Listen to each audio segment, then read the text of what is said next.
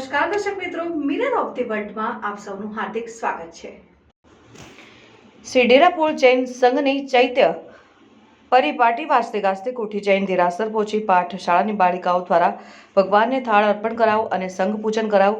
જૈન અગ્રણી દીપક સાહેબ જણાવ્યું હતું કે જૈનોના 11 આવશ્યક કર્તવ્યો પૈકીને એક કર્તવ્ય ચૈત્ય પરિપાટી છે, જેથી શ્રી બાબાજી પૂરા જૈન સંઘમાં બિરાજમાન પરમ પૂજ્ય આચાર્ય ભગવંત શાસન સમ્રાટ નેમિશ્વરેશ્વરજી મહારાજ સાહેબના સમુદાયના પૂજ્ય ધર્મ રક્ષિતા શ્રીજી મહારાજ સાહેબ અને પૂજ્ય રાજધર્મા શ્રીજી મહારાજ સાહેબની નિશ્રામાં સવારે 6:30 વાગ્યે શ્રી ગોડીજી પાર્શ્વના જૈન દેરાસર ડેરાપોળથી વાજતે ગાજતે કોઠીપોળ શ્રી શાંતિનાથ જૈન દેરાસર પહોંચી હતી અને 1 2 3 4 જૈન શાસનનો જય જયકાર તથા વીર વીર બોલો મહાવીર મહાવીર બોલોના ગગનભેદી નારાથી વાતાવરણ ભક્તિમય બની ગયું હતું।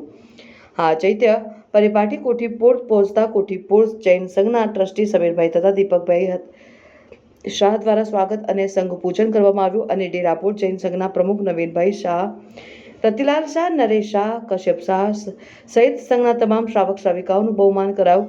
કોઠીપોળ ખાતે પધારેલ આચાર્ય રાજચંદ્ર સુરેશ્વરજી મહારાજ સાહેબ તથા સાગર સમુદાયના સાધ્વી પરસમયિતા તથા સાધ્વી પિયુષ કલાશ્રીજી મહારાજે માંગલિક ફરમાવ્યું હતું।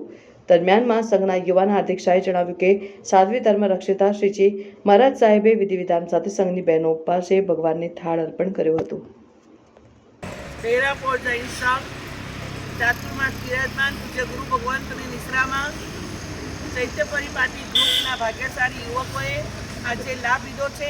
પણ આ ચૈત્ય પરિપાટી એટલે શ્રાવકનું એક કર્તવ્ય છે કે પરવાદિરા પર્વ પરિસન પટ્યા પછી આમ તો સંવત્સરી પ્રતિક્રમણ પહેલાં જ આ વિધિ હોય તો આપણું તો જ સંવત્સરી પ્રતિક્રમણ ગણાય।